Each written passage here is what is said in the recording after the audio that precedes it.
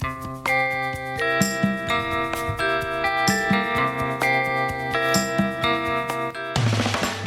to the Dysfunction Junkies podcast.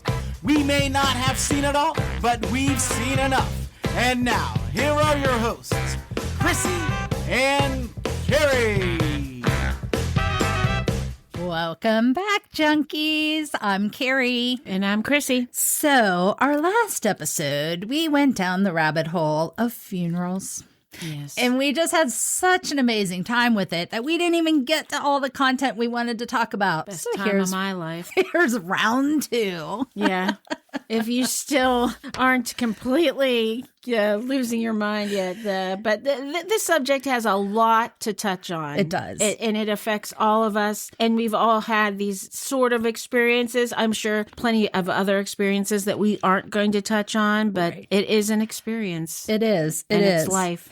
And you know, it is kind of fitting for the season because we're winding down in Lent. It's Easter week. Easter's coming up. So let's talk about death. And I promise you our next episode, we will liven it up and talk about life and Easter Bunny and all kinds of fun things. But we're going to finish up this episode on funerals. Okay. I'm with you. I'll follow you. Go for it. All right. Carrie, go. Carrie, go. Carrie, go. Chrissy did that a couple episodes ago, and it cracks me up. So we quote about that a lot. Alrighty. I think we were talking about bereavement meals or the mercy meal. We were talking about why do people show up to funerals and everything. Let's take it from the car lineup and the seating arrangements. Let's go from there. Chrissy, your thoughts. Okay. Well, I see your brain percolating over there. It just, at a funeral, I guess I didn't really ever realize that there until I lost probably a parent, because prior to that it was either a grandparent or somebody who I wasn't closely related to, right? But there's a specific place for the close immediate family to be placed in the line into a funeral home, correct, to greet people who are coming to offer their respects, right? Being somebody who would go to a calling hours to someone who I knew, and again, I don't go to many funerals. I don't find that, I don't feel it satisfies anything in me as far as the grieving process. And, I don't know that my presence there offers anything to that family. I'd rather just maybe talk to them on the phone afterwards, right, or see them personally outside of that and talk with them about the sadness of the loss. But it is an awkward thing for me, to have to go through the line and the seating of the family, because these people are at that moment and in that period of time at the worst part of their lives. Exactly. They've lost somebody who really was their life, part of their life, and that part of all of that is now over, and they're trying to figure out how they're going to move on, and they have this distraction, which I guess now there's some people who might tell you that part of it and having the community and friends come and reach out to them, it's definitely healing for them. Yeah. And I don't disagree with that. Right. It's not something I experienced ever in that kind of process, but obviously stems from something that they felt that this whole process is helpful. Right. I think what we need to do is, like this most recent funeral I was at, where the casket was at, you could go either on the right side or the left side. I almost felt like if you went on the right side where the family was, then if you knew them and you were intimately knew them and wanted to express something to the family, you go in that lane.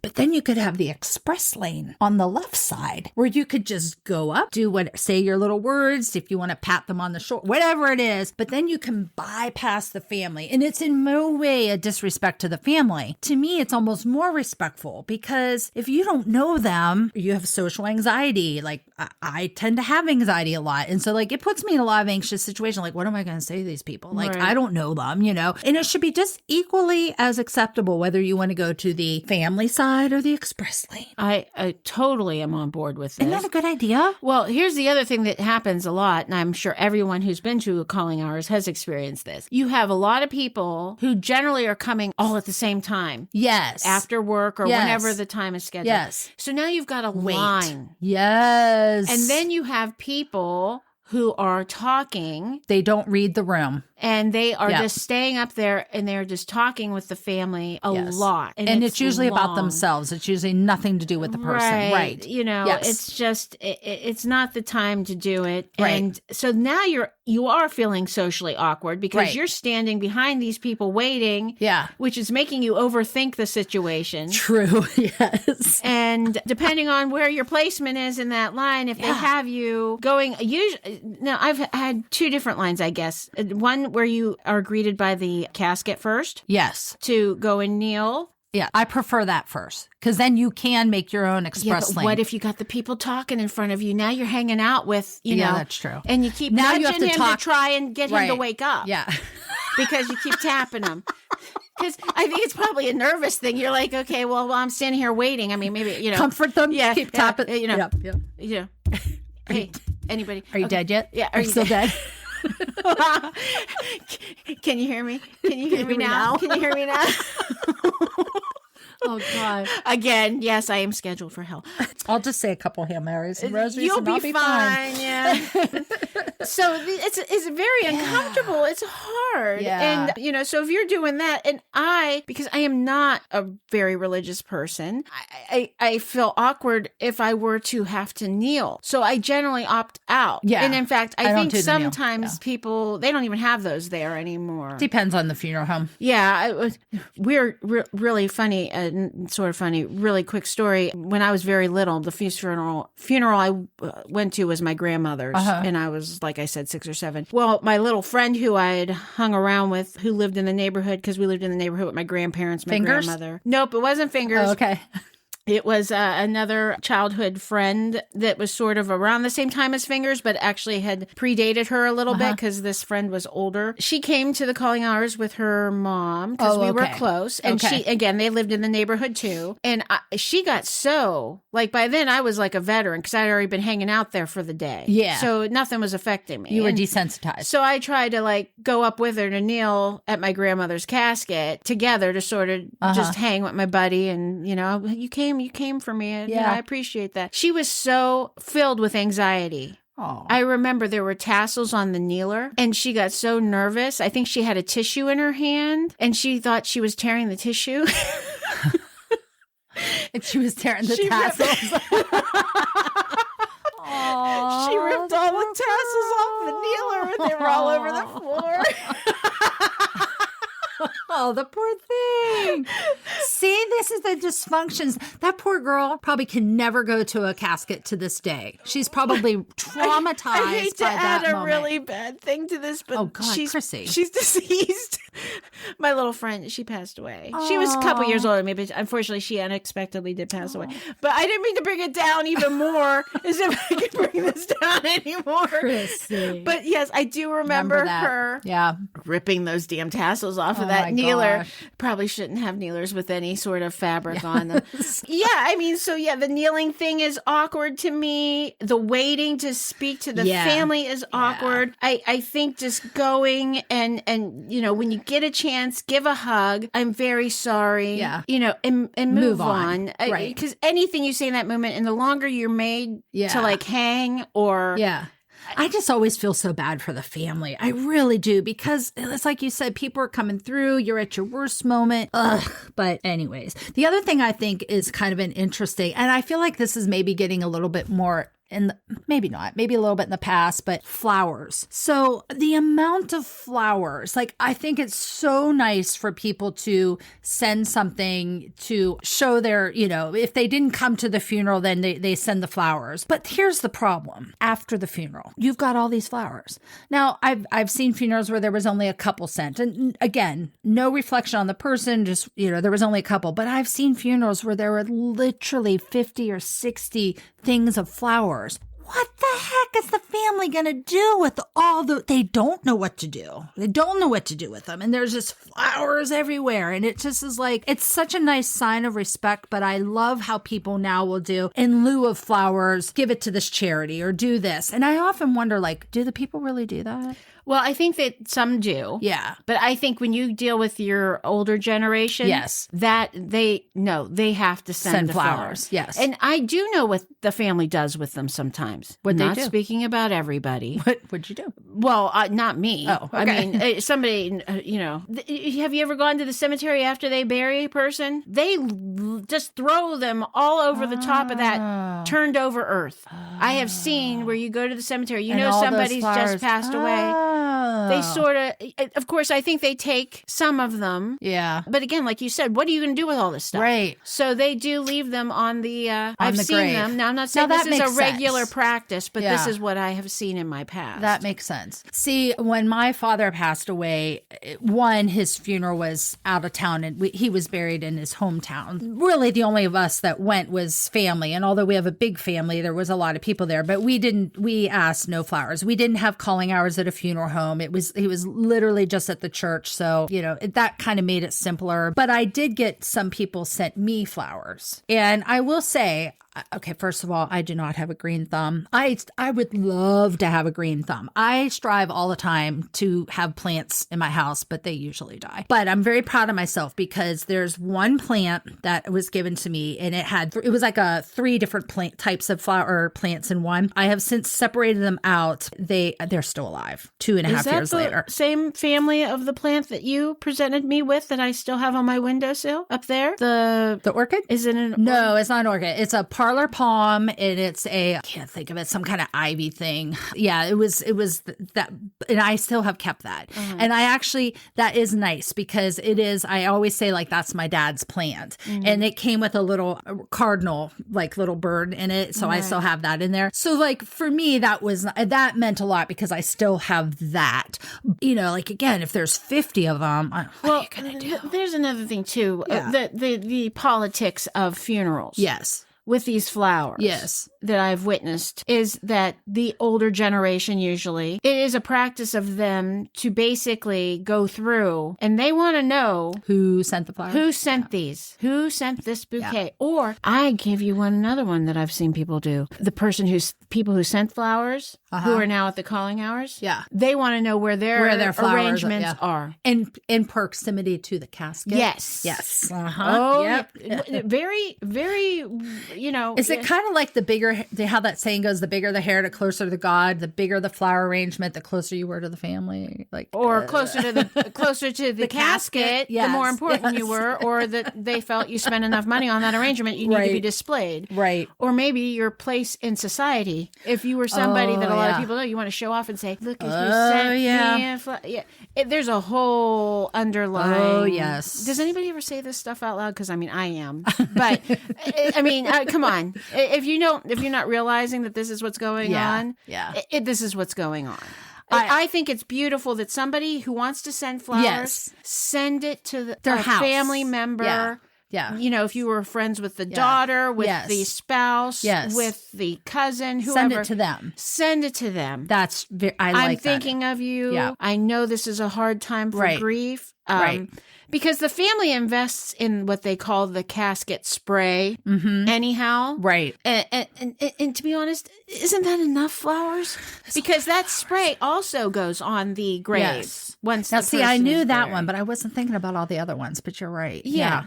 Yeah. Here goes another thing. So we talked about the line, the procession, but then it also gets to be the seating in the church or the cars in line to the cemetery. And this is where I kind of, going back to my dad's funeral, all of us 5 girls were right up in the front row with my mom, and then my dad's brother and my mom's brother and stuff were like 2 or 3 rows back, which it was like a perfect order. But what got me was at the end when the casket leaves, the first row is supposed to go out behind. So you're kind of staying in that pecking order. And I'll never forget that as the casket was being, taken down the aisle, my sisters and I were leaving the pew to follow behind. 3-4 rows back, there was an extended family member who jumped out of the pew to be first in line to walk behind the casket. I was so irritated. I'm like, who the heck? What are you doing up there?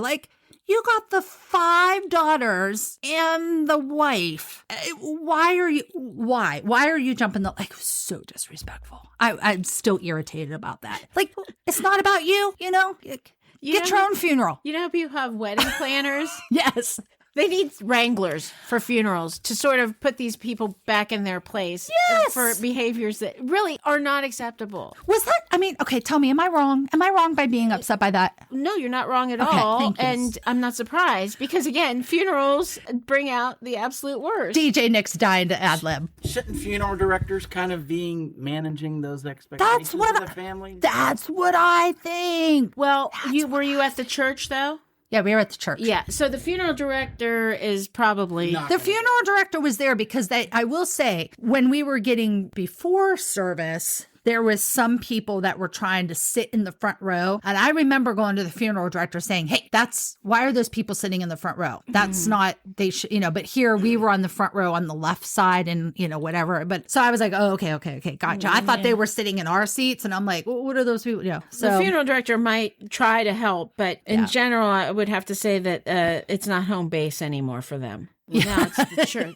They're out of their jurisdiction. They're out of their jurisdiction. But they can't police there because it's not their municipal. Right. I have no power here. You're out of jurisdiction. I can't help you. I do think that if we continue to find it necessary to do this old mentality of funerals, that maybe there is an industry out there for people to start a business as wranglers, almost like a bouncer. Yeah, a bouncer. What would what would the bouncer be called at a funeral? I don't know. We gotta think about that. I don't even want to try and come up with something quick here because this one's going to take some thought. And I don't want to waste this opportunity to come up with a doozy. Yeah, so that kind of, that's I remember that. And then I remember going out to the cars and it was the same thing. There were people that were trying to jockeying to get up further in the line. And it's like, first of all, I'm like, okay, dude, we're literally where my dad is buried at. The church had the cemetery. So you just went around, it was a quarter of a mile. Right. But there's people jockeying. It's like, okay, dude, you're not going to get lost in line. We're not going to go through town or on the freeway that you have to worry about getting left behind. No, we're going around the corner. Why are you cutting the line to get first? What? Why? In their car. Yes. Yeah, the car thing is, first of all, I've heard many stories of people who have had issue with who is in the limo. Can you believe that they didn't even have so-and-so in the limo? Well, yeah, I could probably believe it. Yeah. Depending on who you're talking about. Yeah. But this is something, when you just lost someone. Yes. You're wasting energy on who's in the limo. Right. Have you never been in a limo before? I mean, this is what I'm thinking. Was this, you didn't go to prom? Oh, I see what you're saying. You didn't get married and have a limo? Is this your last chance at getting in a limo? Yeah. Because if it is, boo-hoo for you. Yeah, right. Yeah, I mean, the limo, the hierarchy of the seating in the funeral home, the hierarchy of the seating in the church, hierarchy in the cars placement. In the line. I think they should pass out numbers, a lottery. The family gets first pick, and from then on, it's a lottery. There you go. Well, yeah. I mean, I think this would solve everybody's problem. And there's probably a lot of people who go to funerals on a regular basis, probably kind of like that bingo mentality. You bring more people in if they think that they can win a bingo. Bingo. Who got the center? Anybody got bingo yet? You're spot number 3. Congrats to you. Yeah. There's a story. And your prize is one of the flowers from the funeral and you can and a flower arrangement of your choice.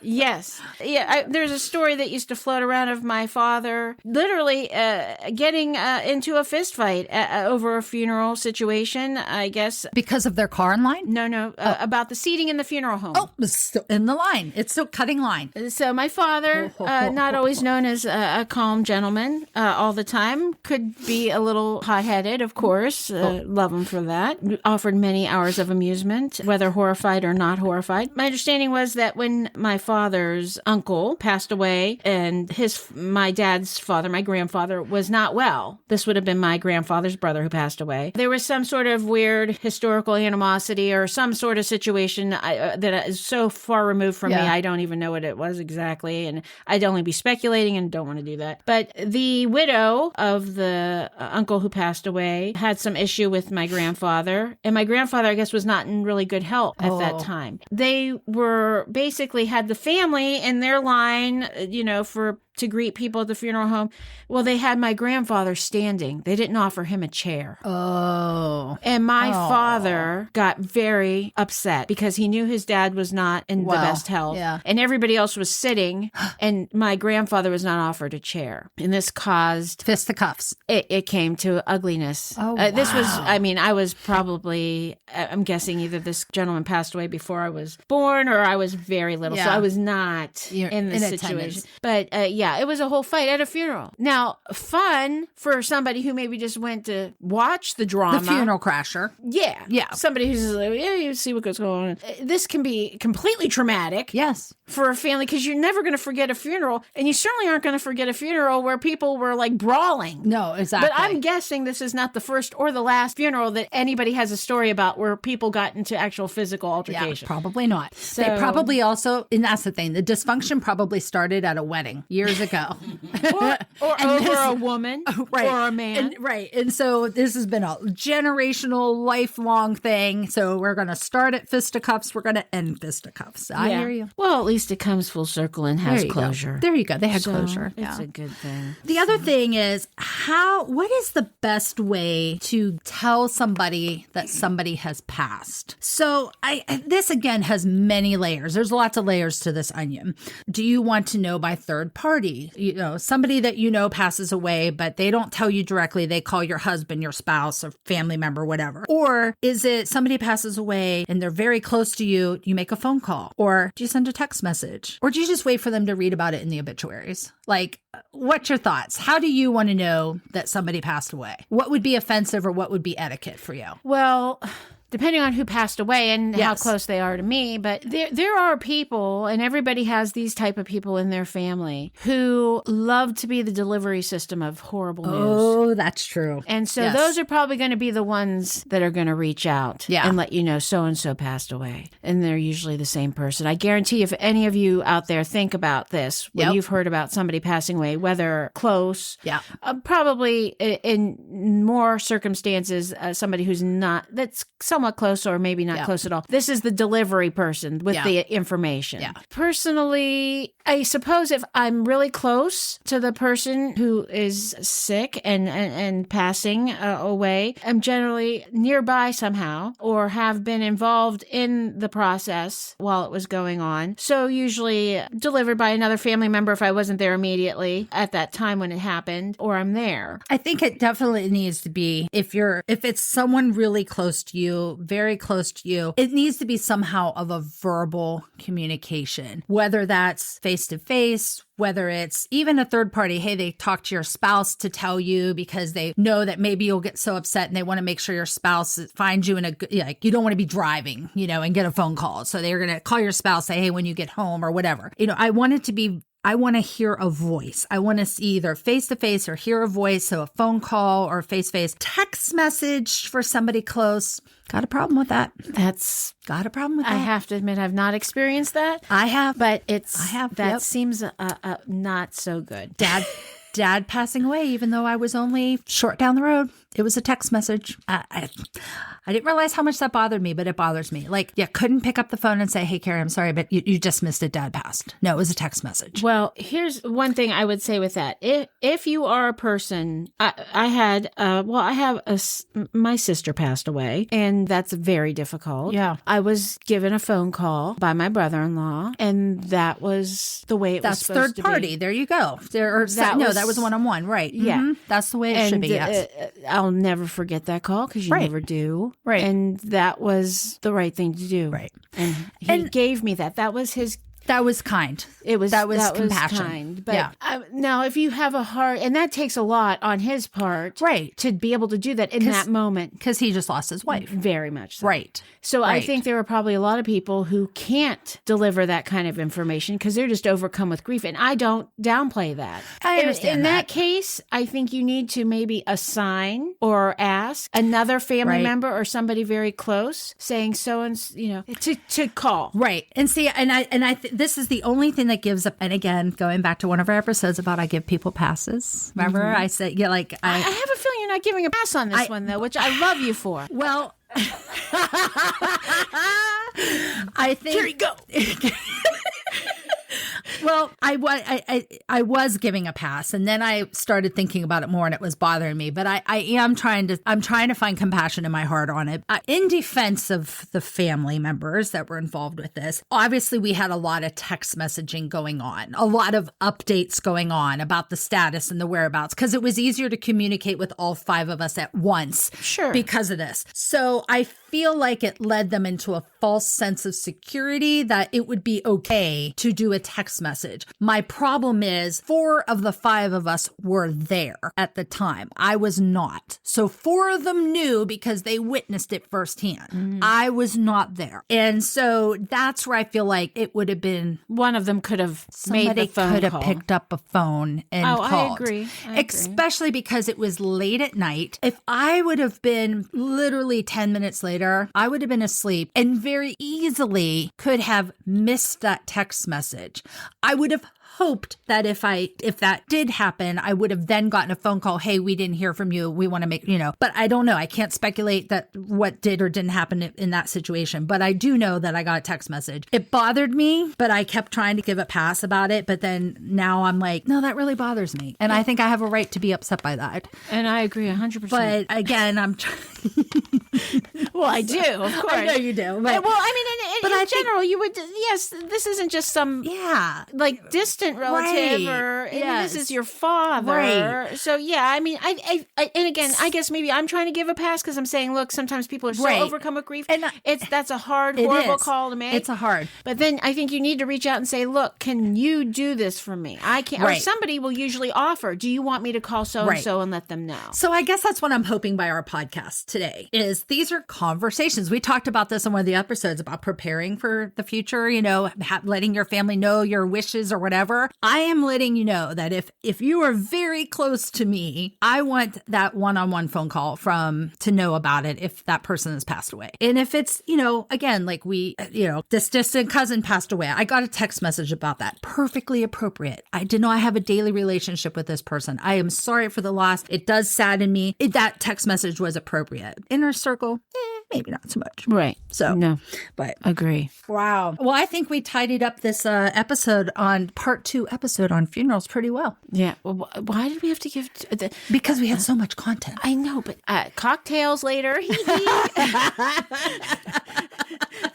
Dirty martini. I know, but I think it's good. We talk about a lot of different things here. We really go the range of subjects and everything. And sometimes we get deep and heavy, and sometimes it's lighthearted and fast and fun. And these last 2 episodes may have been a little deep and heavy, but I think it's all about life. It's all about the dysfunctions of life, and this is our safe place where we talk about things. Yes, we do. Yes. So everybody, there is still life. There is still sunshine, and we will be coming at you with some more funny stuff, I promise. Yes, absolutely. I hope this was informative. I hope it gave you all some food for thought. Thank you for joining us in our safe space today. Please remember, if you are streaming us from whatever service you are, whether it's Apple Podcast or it's Spotify or YouTube or wherever, please hit that follow or subscribe button. If you loved our show, if you would like to comment, good, bad, or indifferent, please find our Facebook page. We are always posting things on there. We'd love to hear your feedback. And you can always donate to the show to help keep these podcasts coming at you. Check out our website at dysfunctionjunkies.buzzsprout.com. And other than that, we'll see you next week. Bye-bye, everybody. Bye.